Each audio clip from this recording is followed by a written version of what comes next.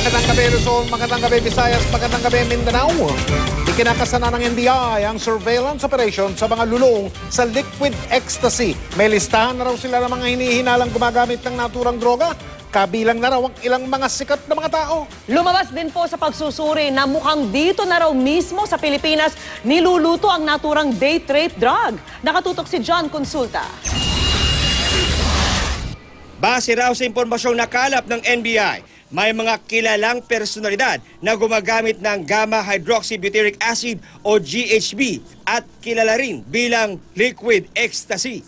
Kinumpirma din ito ng mga detalyeng ibinigay ng ilan sa mga naarestong sospek sa sunod-sunod na operasyon ng NBI laban sa GHB nitong mga nakarang araw. Bagamat di mo na pinangalanan ng NBI kung sino-sino ang mga umano'y sikat na parokyano ng GHB, tiniyak nilang ikinakasana ang surveillance operations laban sa mga lulong sa drogang ginagamit din bilang date rape drug. Marami na po tayong natatanggap na tawag na itong mga ganitong klase ng tao ay gumagamit ng GHB. We will consider those information subject to further verification by our agents on the ground.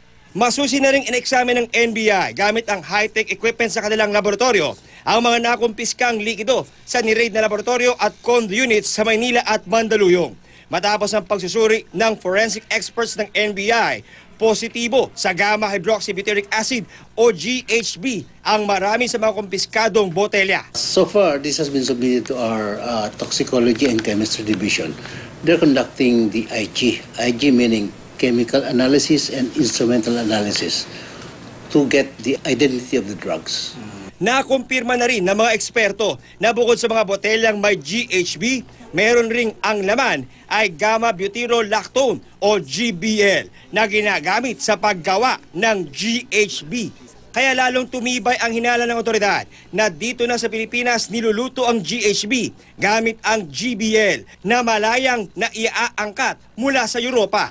Wala kasi sa listahan ng prohibited drugs ng Dangerous Drugs Board ang GBL na ginagamit din sa paggawa ng pinta, thinner, adhesive o tape. Patay mali siya naman ang naarestong Nigerian national na si Ashimiyo Balogun nang tanongin sa detalye ng kanilang operasyon ng GHB. The reason here that the NBI is here is because of GHB.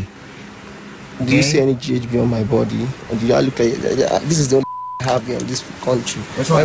Are you using GHB? I don't know what you're talking about. Ayon sa Dangerous Drugs Board, kailangan nilang gumawa ng hakbang sa lalong madaling panahon para maisama sa regulated o prohibited substances sa merkado ang GBL para masawata ang paggawa ng liquid ecstasy. Patuloy panawagan ng NBI para sa pakikipagtulungan ng publiko para maituro ang iba pa mga manufacturers ng GHB. Nang sa gayon ay mabawasan o di kaya naman ay tuluyang masawata ang pagkalat ng liquid ecstasy dito sa ating lipunan. John Consulta, nakatutok, 24 oras.